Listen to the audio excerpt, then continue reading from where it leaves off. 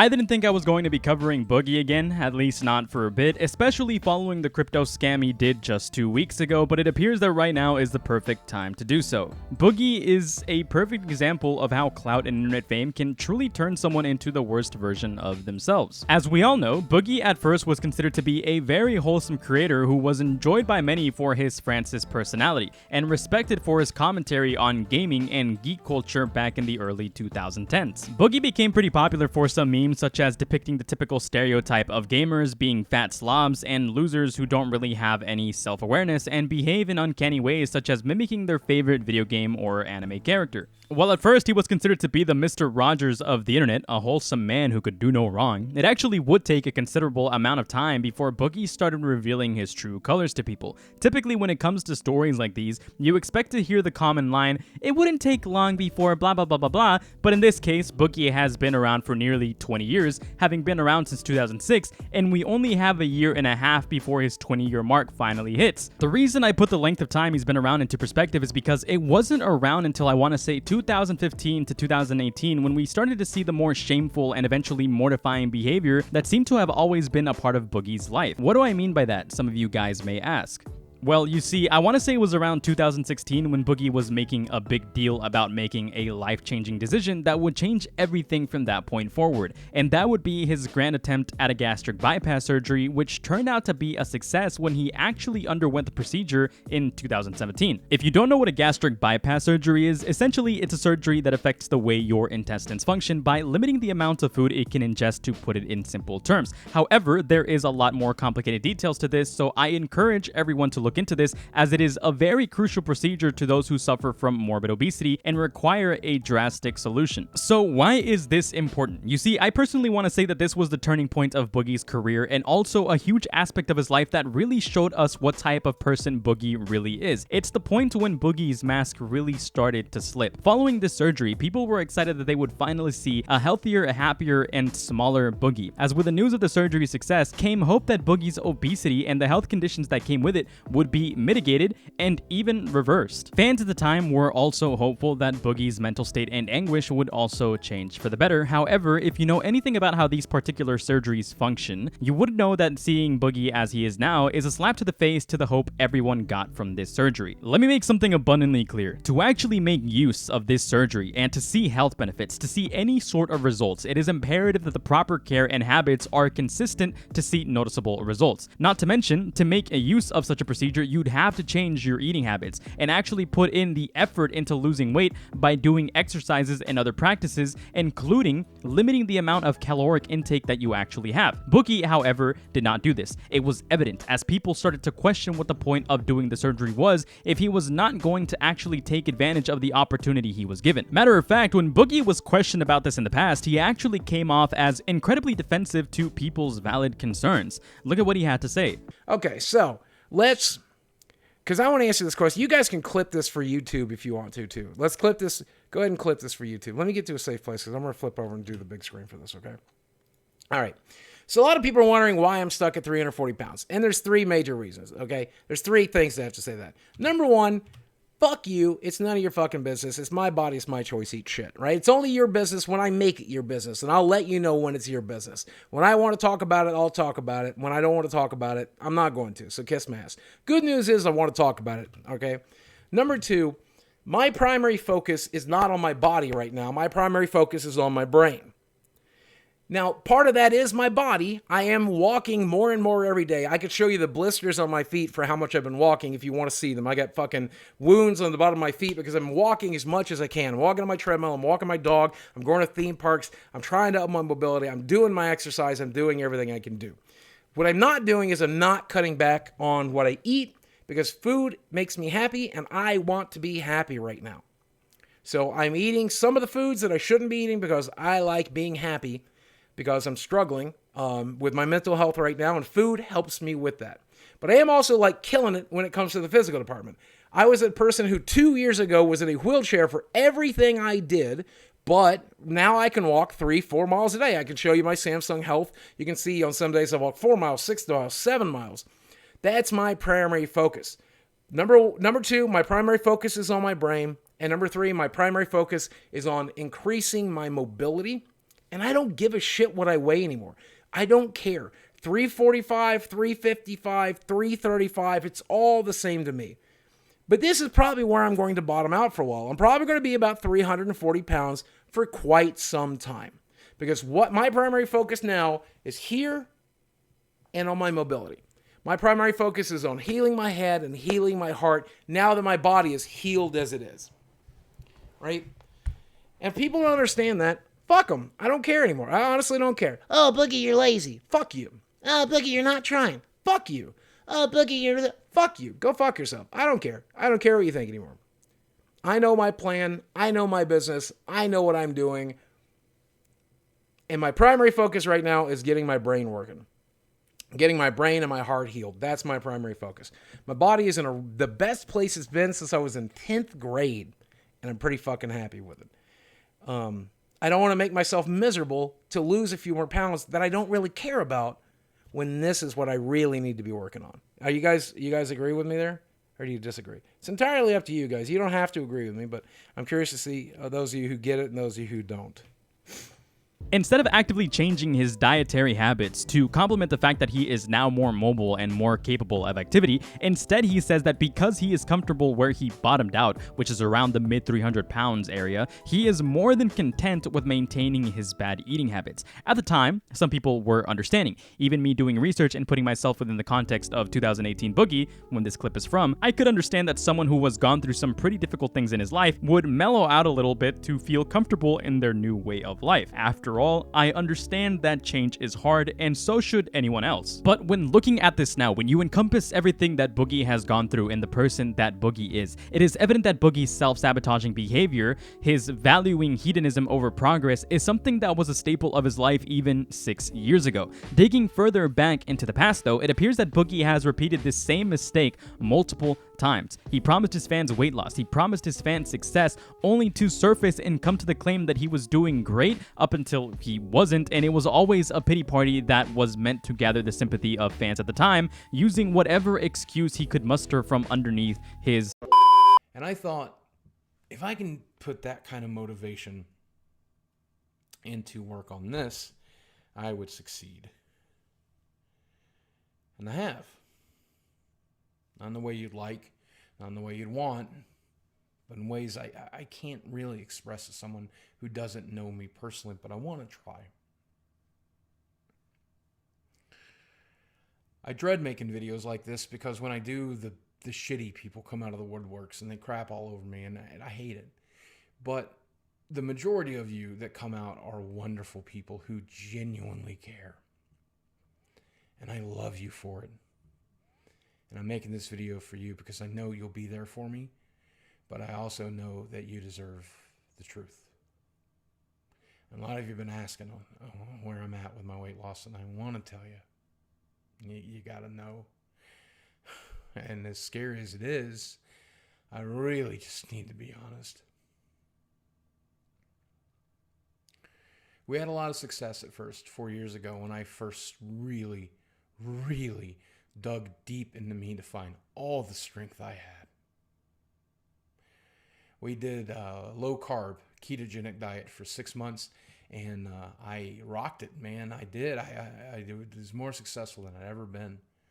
I was doing well with my wife. I was doing well with YouTube, and I was doing well with that. We were exercising, too, which was a big part of it. Exercise is nowhere near as important as dieting, but it is important, and we had a gym membership we'd go to, and I'd swim 3-4 days a week. I'd do laps. I'd do water resistance exercises to build my core, to build my legs, to build all this wonderful strength and to do better. And it's slow. It was slow going. But in 6 months, I lost 67 pounds, and that was amazing. And I was so proud that I did. But at some point, one night I was getting out of the pool, and my back would not hold my weight. And the pain that I was in was excruciating. And I want you to know that I have known real pain. I've known cigarette burns. I've had whiskey bottles cracked over my head. I've been cut. I've been stabbed. I've been scratched. I've been punched. I've been beat. I have lymphedema in my legs. I once had an... Anyways, let's look at the comments of this video, for example. Look at the amount of sympathy and pity people had for Boogie. But if only they knew the type of person that Boogie actually was. Why am I starting this video with some of the most basic Boogie history imaginable, some of you may ask?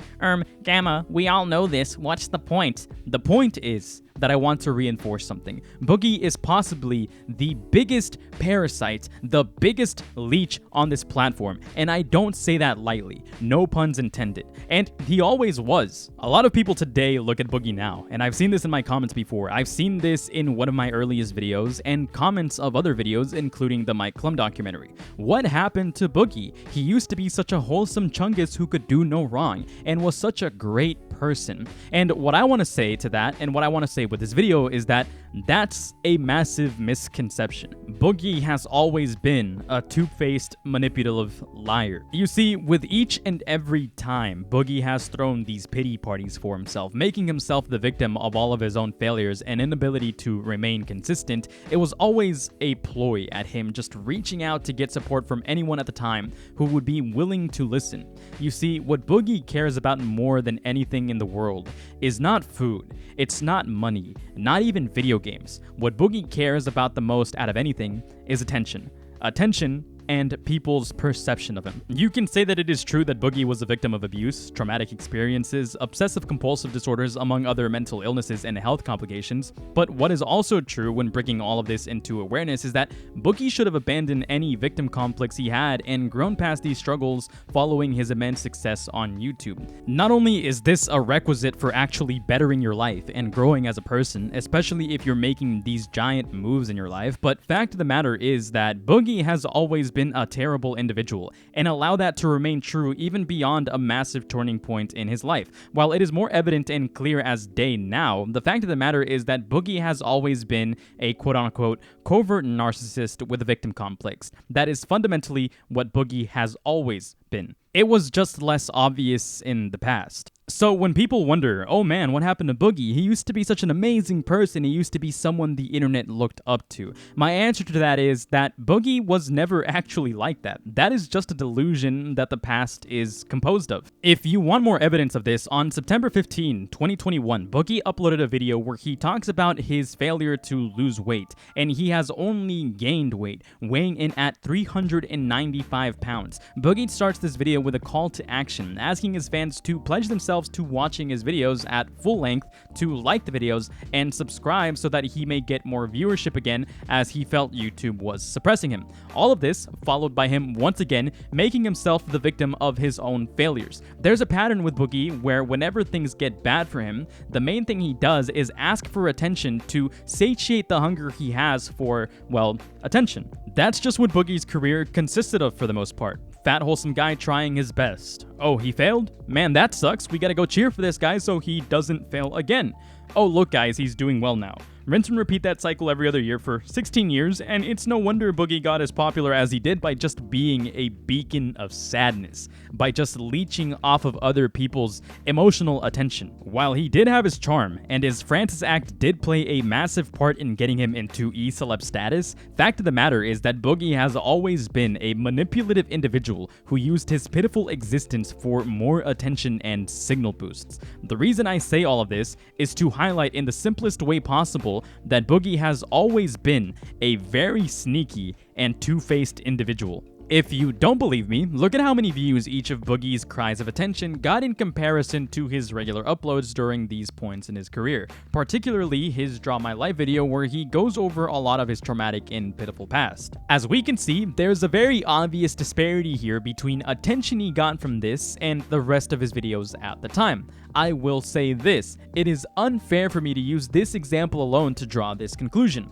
So let me show you a compilation of images of videos he uploaded that drastically outperformed any of his other common uploads, that are specifically videos centered around tragedy or misery in his life. As a matter of fact, if you want to go see this pattern for yourself, if you go onto Boogie's channel right now and start scrolling, you will notice that his highest performing videos uploaded within the past, let's say 3 to 5 years, are videos where he exclusively talks about negative aspects of his life, particularly ones where he's talking about him needing help or his health getting significantly worse. I guess you can say that Boogie is in the business of misery. Misery business. Let me make it clear. I'm not saying that it is inherently bad for you to make content involving tragic topics or negativity in general. Hell, I do that all the time. That's not the takeaway here. The takeaway here is that Boogie is a professional victim, and he always has been. So let there not be any surprise to any of Boogie's current behavior. The Mike Klum documentary, although it is apparently poorly researched and executed according to Boogie, still does a very good job at showcasing just how much Boogie self-sabotages and uses his victim complex to exploit those around him. One particular example that still resonates with me a year later is that according to Boogie, because he has spent his entire life miserable and in pain, that he should be entitled to all manners of things, including, but not limited to, spending money on video games, toys, collectibles, cars, luxury items, living slavishly, overindulging in food, not having to work a real job. And the most dehumanizing and disrespectful thing on this list, he believes he should be entitled to sex with L.A. Tent because he got rich after living a miserable life. He did eat a lot of food. I'm pretty sure he got 2 entrees, which was very unique. It's not a revelation. I like beautiful women. I like to hang out with beautiful women, fuck beautiful women. We all do. I never got to do that. The women I dated were pretty, sure, but they were like Arkansas 8s, not LA 10s. With sugaring, I got to fuck some LA 10s, and I think that's cool. Is that sexist to me? Sure. Is that womanizing me? Sure. I don't really care. I'm a 48-year-old man. I never got to fuck a model. This let me fuck a couple of models. Is that wrong? So I deserve to go to Disneyland with a beautiful girl, right? I deserve to go to New York and explore Times Square with a beautiful girl, right? Like, I deserve that, and I want that, and I've never had it. Man, if I had that money back, that would be half of my mortgage right now.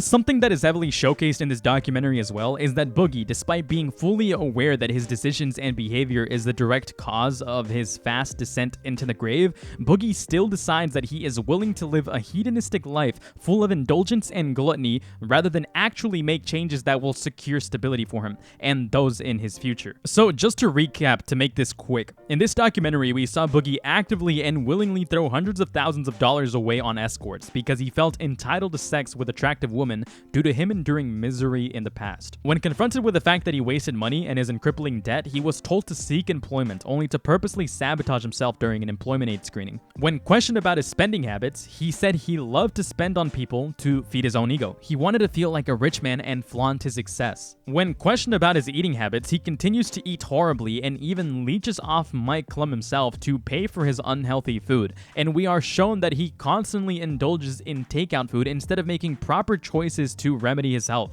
When given suggestions about how he can actually remedy his mental health concerns such as therapy and start healing himself, he takes the easy way out by literally going out and tripping on mushrooms instead of actively practicing proper coping mechanisms, because he genuinely thought that mushrooms and psychedelic drugs have this way of healing trauma and healing mental damage. It doesn't take a psychologist to tell you that for the most part, that is absurd. Why am I saying all of this? To reinforce the fact that Boogie genuinely believes he is the victim of the world he is in. He genuinely believes he is entitled to behave in all of these selfish and egocentric ways. He is delusional and incapable of rational thought, and he has always been this way. The thing is that long-term internet fame, if you can call it that, and being the center of attention in a community that's entirely formulated to make jokes at his expense, as well as him gaining consistent attention and signal boosting through large pity parties, has turned Boogie into a far more shallow and irrational creature than he was in the past. Boogie has always been a terrible person, so it should come to no surprise that Boogie has actually lied about one of the biggest illnesses many believe Boogie was suffering from. Boogie lied about having cancer. So high. We can probably get him the fucking so code. Vera's not on there. Vera's not on the portal. I don't know, man. It's not. I can send you a bunch of stuff. You said 4 days ago you were looking at it. Yeah, 4 days ago you said you were looking at it. Like So I told you, I spent the last. Like I told you, I spent the last 2 years getting treated for it. I've been told by my doctor for the last 2 years. It's fine, Boogie. Just admit it's not on the portal. It's not on there. I told you this. Thank you. I have to do the. Well, at first, this is genuinely appalling. In retrospect, I actually don't put this past him. And funnily enough, when Boogie admitted that the cancer diagnosis was inconclusive, I wouldn't be surprised that in his victim complex rotten mind, he genuinely thought that it would be okay to embellish the idea that he had cancer and just didn't want to admit that he was fully capable of recovering from the illness. Because it is easier to get hundreds of thousands of views from leading people on to pity you instead of giving people closure and letting them know that you are capable of recovery. It is easier to be a perpetual victim instead of actively putting in the effort to become a better person, both altruistically, socially, and mentally. That is not who Boogie is. Boogie is a desperate individual who's largely fueled by attention and pity. Furthermore, based on Boogie's history, people love a success story. People were equally interested in watching Boogie actually go on a path to recovery. Videos of him doing better were also pretty well received throughout Boogie's career. But as I mentioned earlier, Boogie doesn't want to do anything that is genuinely difficult. It's easier to allow yourself to get worse and let people eat that up instead of putting in the effort to get better just to net the same amount of attention. Except one comes without pity. One is an expectation, the other is a cause for concern. And that's the only thing Boogie cares about. Just 2 days ago, following Boogie's confrontation on NoCal Live towards the end of the stream, because of the pressure Boogie was given for lying about cancer and potentially manipulating his audience for medical funds, he must have thought that the best course of action in that situation would be to force his victimhood even more, by threatening self-harm. Episode of South Park where like fucking Cartman's like, I've got golden teeth. He's like, I've got this cancer, bro. Now I can fucking make tons of views, and I can fucking. But like, imagine like after Googling knife. Do not do anything with that knife. No, no. No, he wants me to. He told me to, right? No. Oh, this is so much better than eating a sandwich right now. So much better than eating a sandwich, Destiny. Put that away right now. Fucking piece of shit. Okay. All right. No.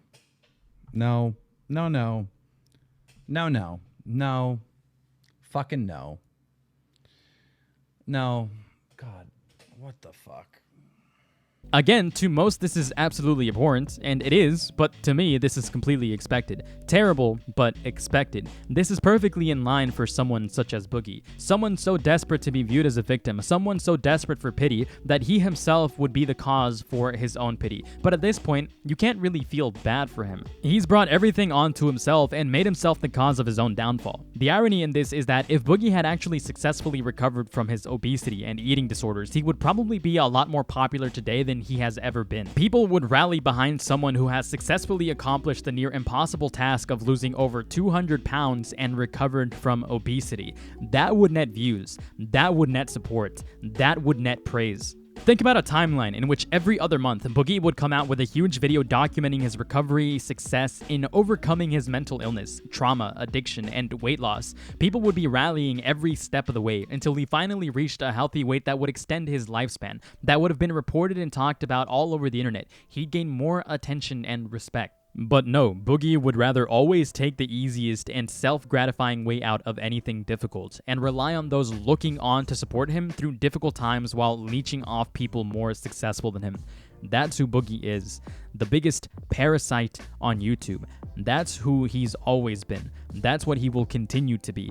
And to his supporters, I implore you to think differently. Don't get me wrong, I have to make this clear. I'm not saying that the guy should be canceled, nor should that be the energy that anyone should get from this. I have to make it clear because of the current internet climate. I'm making this video to criticize someone who has more than ran through their credibility and has none left. At the end of the day, Boogie is not someone I am personally connected with, so I don't really have any personal feelings towards him or against him. For the most part, I have never really cared about Boogie. But what I will say is that from the lowest rock bottoms, there is only one way to go from there, and that way is up. Boogie can still turn his life around. Until the day that his health starts giving him more and more impossible complications, Boogie can very much still turn himself around. He just has to make that his priority instead of continuously relying on these manipulative tactics and self-destructive tendencies. He should have done this a long time ago, and as many of us have been saying for years, it is still not too late. All that being said, I hope anyone who watches this video can find a new perspective on who Boogie2988 really is.